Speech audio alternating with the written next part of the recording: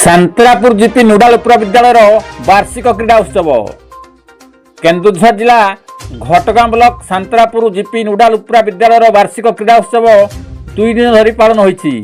प्रधान शिक्षयित्री रीतांजलि चक्रंक तत्वावधान में 238 जन बाल बाटिकार आरंभ कर सप्तम श्रेणी पर्यंत बालक बालिका अंशग्रहण करथिले। उद्घाटन उत्सव में सीआरसीसी सुधांशु बेहरा पताका उत्तोलन कर शुभारंभ करथिले।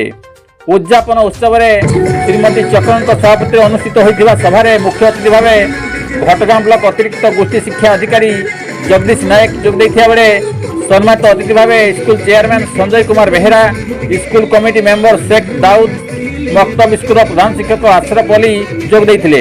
खेल शिक्षयित्री लक्ष्मीप्रिया पति उभय दिन खेल परिचालन करते। अतिथि परिचय प्रदान करते शिशिर कुमार बेहरा, वरिष्ठ शिक्षयित्री पुष्पलता गुई, मितांजलि कुंडू, राजेश्वरी जी, शशिरेखा साहू, सुनीता साहू, नीलेन्द्री बेउरिया, धरेन्द्र दंडपाट, प्रथम ओडिशार कृष्णा नायक कार्यक्रम में सक्रिय सहयोग करी क्रीड़ा उत्सव को सफल करथिले। गोविंद राउत का रिपोर्ट, केडी न्यूज ओडिया।